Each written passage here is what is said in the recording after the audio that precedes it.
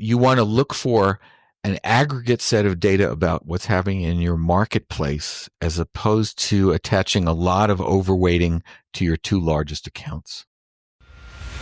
Coffee's for closers only. So we've established my proposal is sound in principle. Now we're just haggling over price. Let's see how much we're going for on eBay. I mean, it's the same as Dunkin' Donuts. Costs 15 times the price. Welcome to Impact Pricing, the podcast where we discuss pricing, value, and the complex relationship between them. I'm Mark Stiving, and I run boot camps to help companies get paid more. Our guest today is Rich Mironov. Here are 3 things you want to know about Rich before we start. He has been running Mironov Consulting for 24 years. He's the author of The Art of Product Management. He's been 40 years in tech. Oh my gosh, are you that old? I started when I was 3. That's fair. With his first job on LinkedIn, at least, being Tandem Computers, which means something to me, probably not you. And he is one of the preeminent thinkers in product management. Welcome, Rich. It's great to have you. Great. Thanks so much, Mark, for letting me join.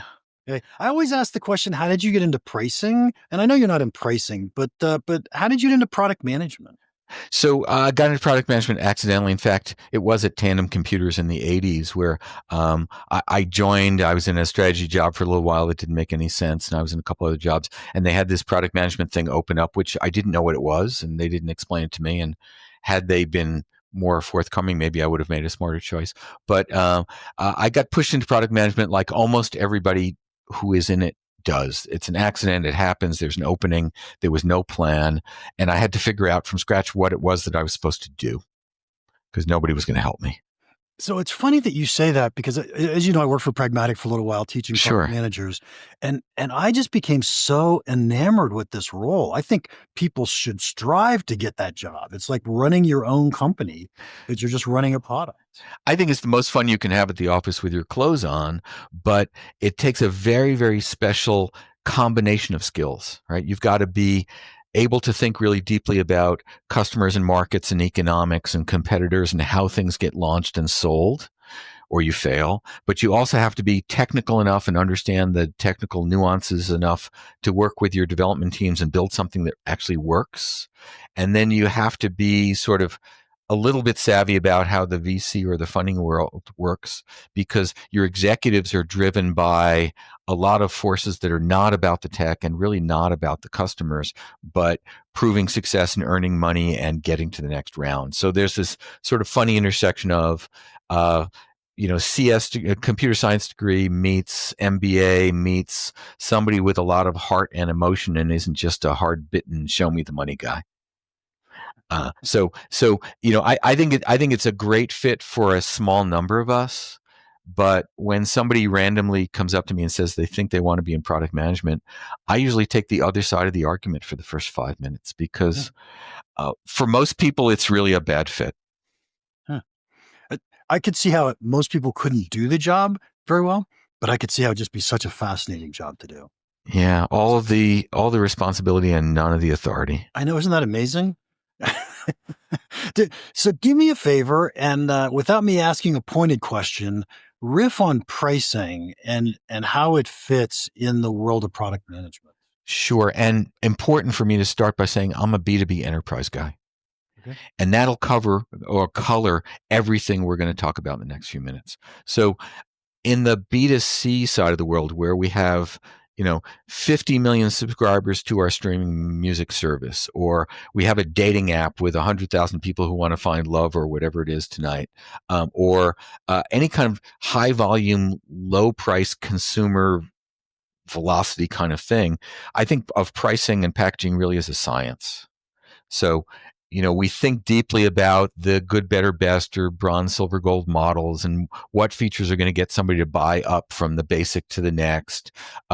We really look at our churn and our success rates in statistical ways, right? Well, if we could get 3.5% more people to complete the sign-up form, or we could get 2.25% more of these folks to do the very first value transaction on our app that shows them what it's worth, or we could, we're talking about large aggregate numbers of folks individually who don't matter so much to us, right? And most importantly, none of those folks who are subscribing to my service at €8 a month or whatever it is has my CEO's phone number. Right. And so I think in the mass market, high volume, big data consumer space, we can approach pricing and packaging with good theory, with good tools. Okay. So before you move on, I just want to say I 100% agree.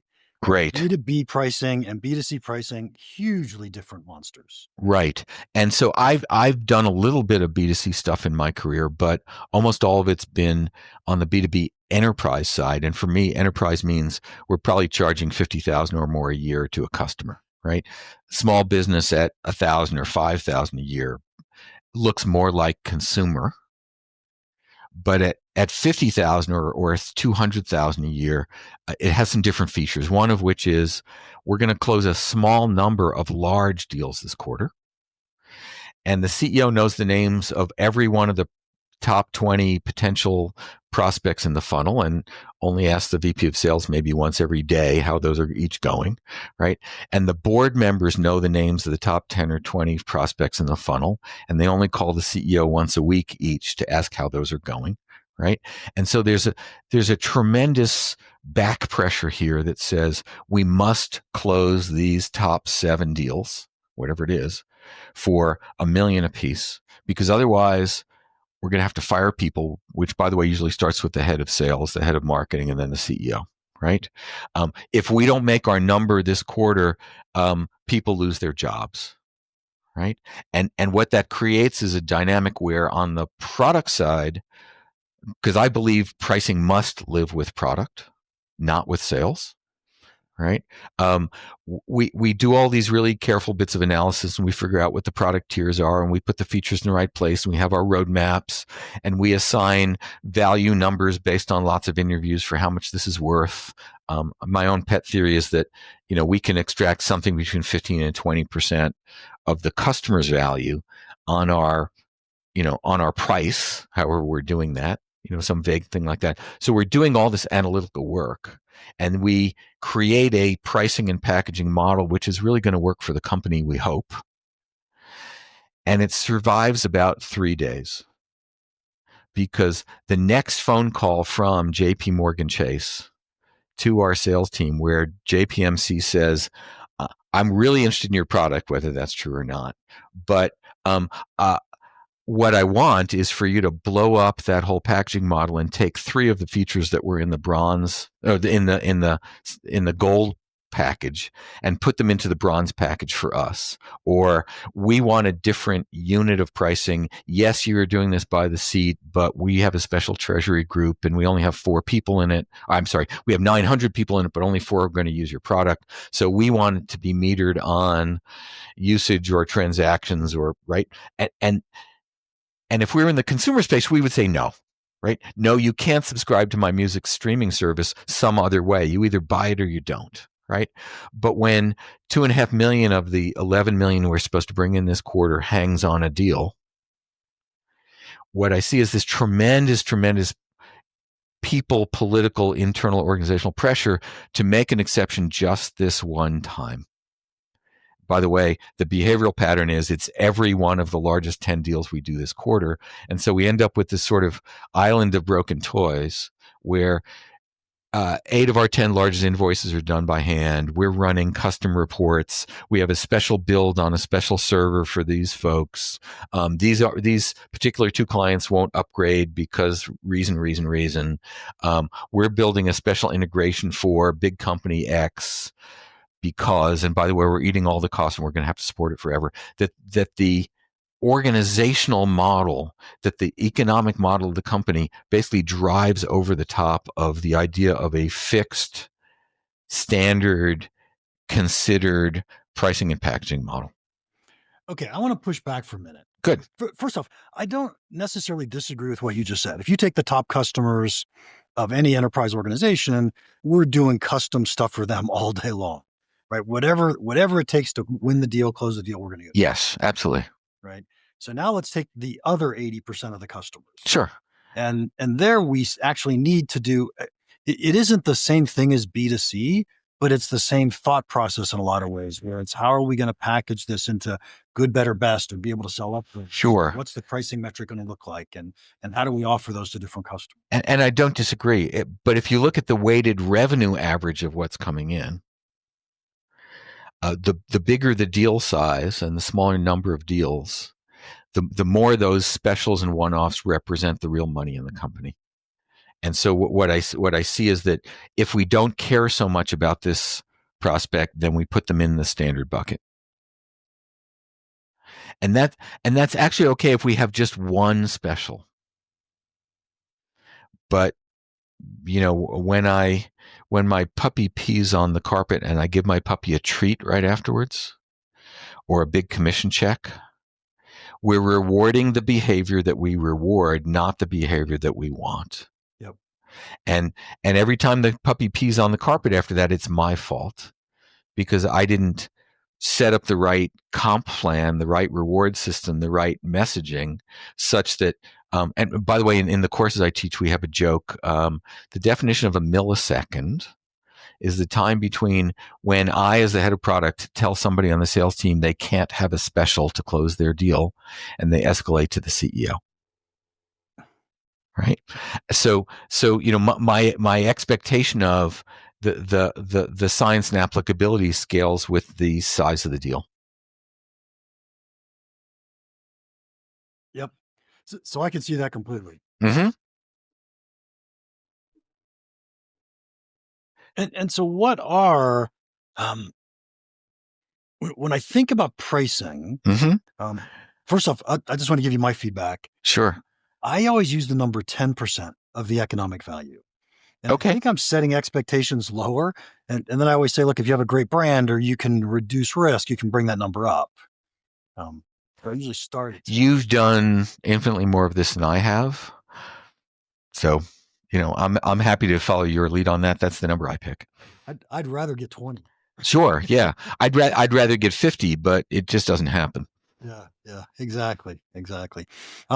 Okay. And so how do you systematize any of this, or is it just all random? So I think of it. So the reason I start by thinking of pricing and packaging as an not academic but analytical problem is because I think first you have to solve the analytical problem. You have to get to the right answer, right? But in my own B2B enterprise context, that's not enough. What we have to do is we have to put a very persuasive set of arguments together, and then we have to change the comp plan. Right. So first, I think in order. First, I think about getting some allies on the executive team who are not sales, who are going to take my side of the argument. Right. So I want to spend a bunch of time with the CFO, where we agree that if we could increase our sales velocity, if we could close the typical deal 40% faster because we're not doing custom pricing, doing custom configuration, getting it wrong, having a Chinese menu of 47 things that nobody can get through, right? I want to convince the VP of finance or the CFO that the company's going to make more money if we not only have a pricing model, but we stick with it, right? I want to have the conversation and the convincing discussion with the head of marketing that we can't really market efficiently if we can't get folks through the marketing and sales funnel quickly, right? And that we're wasting a lot of time. I'm going to try to get the head of support, if there is one, on my side, saying every time we do a special, the folks in support have to, when they get a phone call, they have to look up and find out what this customer is entitled to. Right? I'm going to try to build a coalition of folks at the executive level who don't run sales, who are going to be the other voices in the room so that I'm not the only one saying this is a bad idea. Right? Yeah, I'm actually surprised you didn't mention engineering or CTO. Yes, of course. I would start with them, right? We have a multi-tenant system, and everybody runs on the multi-tenant system except our 3 largest customers, and so therefore we have a large portion of all of our technical staff doing CPR on not the thing that makes us the most money, and they're all frustrated and they're quitting and they hate their jobs, right? Yep. So if we think of we think of that group of folks and say, I want to be the thought leader who doesn't have to say in every executive staff meeting, that's breaking the pricing and packaging model, and so we shouldn't do it. I want everybody else to say it, right? And notice that's not about spreadsheets. And so many folks who come from the product management side of life believe that spreadsheets convince people of things, right? Um, I'm usually thinking about Dr. Sheldon Cooper from the Big Bang Theory, right? He's on the whiteboard. He's going to show you he's smarter, and you're going to do it his way because he's smarter. I don't think so, right? And so many folks in the engineering and product side come up in the I'm the smartest person in the room theory. And it works really well with product and design and engineering. That's how we do it. But it's a really bad message on the go-to-market side. And then finally, I want to sit down with the CEO and the head of sales, and I want to talk about the comp plan. A great example here, I'm sure you've run into it 1,000 times. We have a really good core selling product that's making lots of money. We launch a second product, which is really good, and nobody on the sales team sells any of it, because everybody on the sales team can make their number and get to President's Club by selling the thing they know and that the customers understand. And they're not interested in learning or taking a risk because that's not who they are. And so if we're going to spend $5 million building a new product that the CEO is really unhappy about us spending $5 million on, and it's always 6 months late, I really want the sales team to have a comp plan that says every single member of the sales team has to sell at least one of the new product, or they can't get to 100%, or whatever that equivalent is, right? Or we're going to split out 20% of the sales team, maybe the hungry ones, and they're going to only sell the new thing, because product building things that the world wants, if sales doesn't want to sell it, it is bad for everybody. So again, notice I'm thinking about the organization. I'm thinking about the motivators. I'm thinking about why people do the thing they do. We both know that first prize in the sales contest is a Cadillac, right? Second prize is a set of steak knives, and third prize, you're fired, right? So we have sales teams who are going to be fired if they don't close these enterprise deals. And the prospect says they want a thing.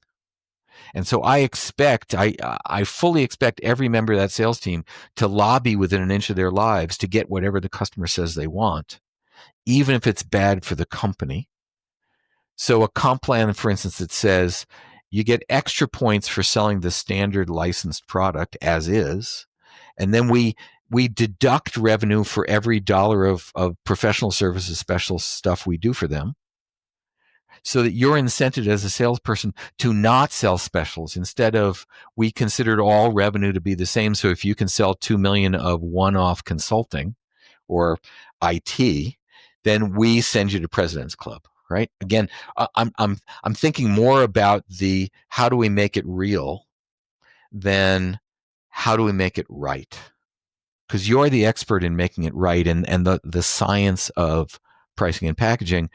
But I've just seen so many of those die on the vine. Yep.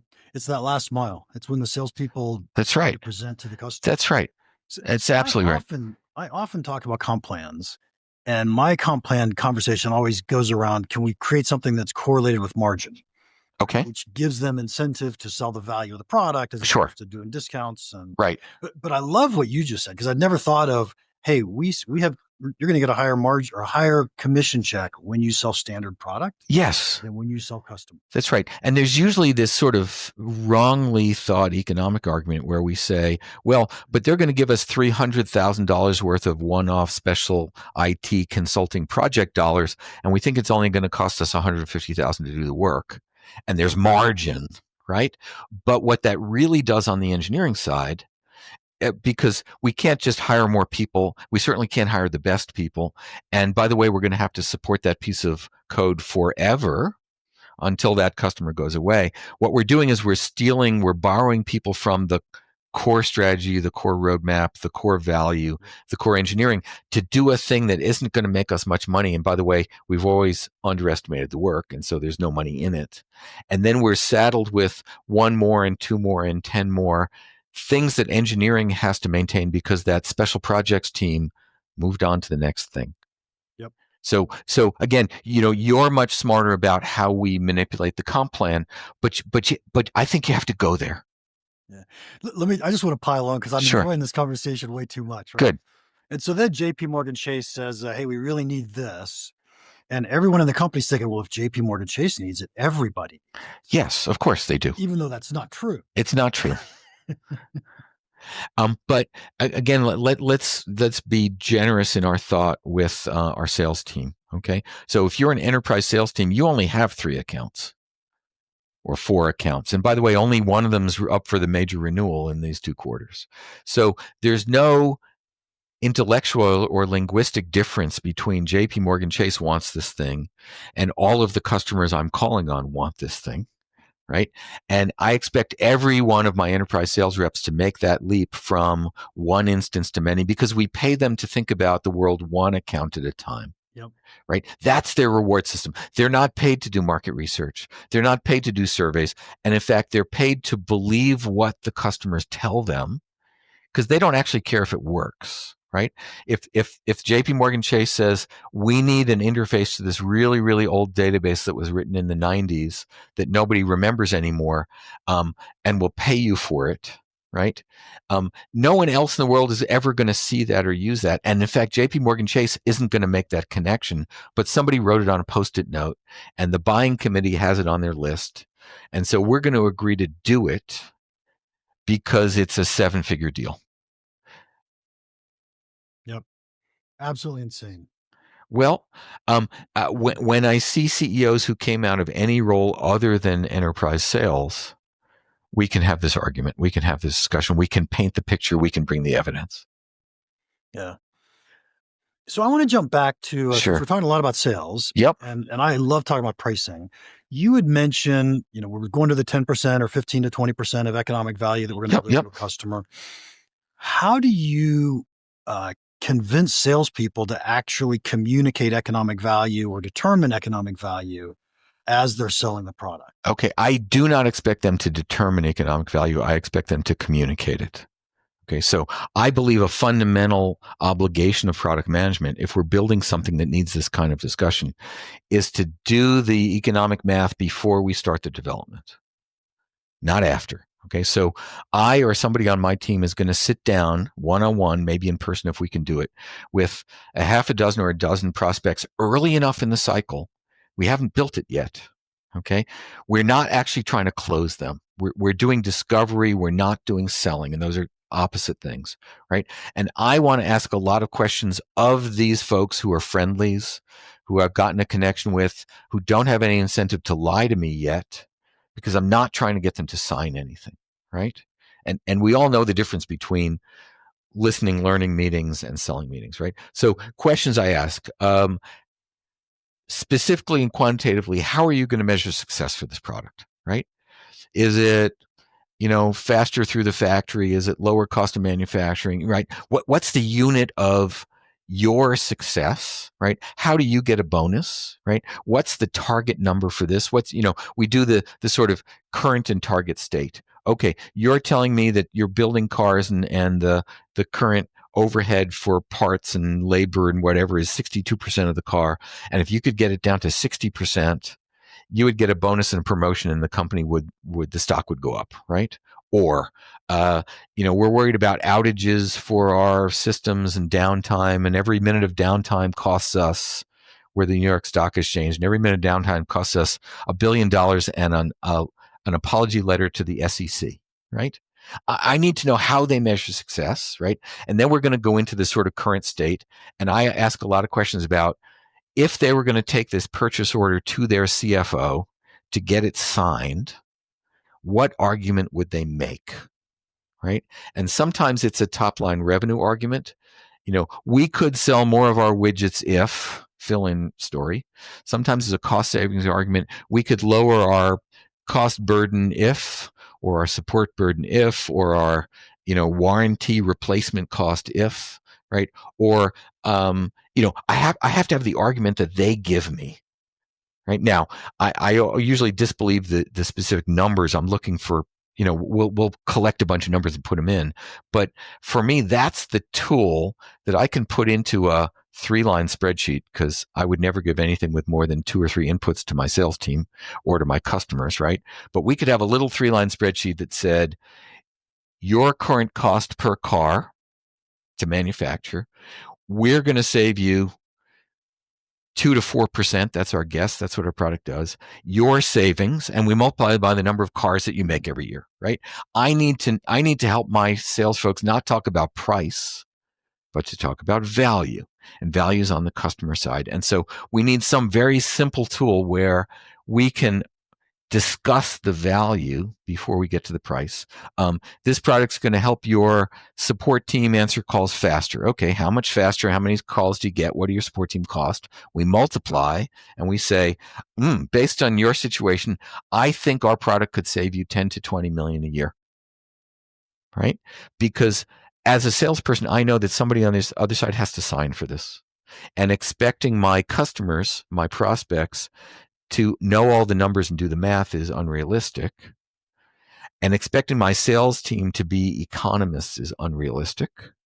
And so on the product side, I feel like I owe my sales team some narrative that they can read off the page. Yes, fill in the numbers, fill in the values, or fill in the quantities, but the value story has to be baked into the product. We have to know what it does and why it does it and how it's going to make or save the customer's money, or we shouldn't build it, right? So notice I didn't say after we launch it, we should figure out what it costs or what it's worth. But before we build it, we need to have a good theory. Okay.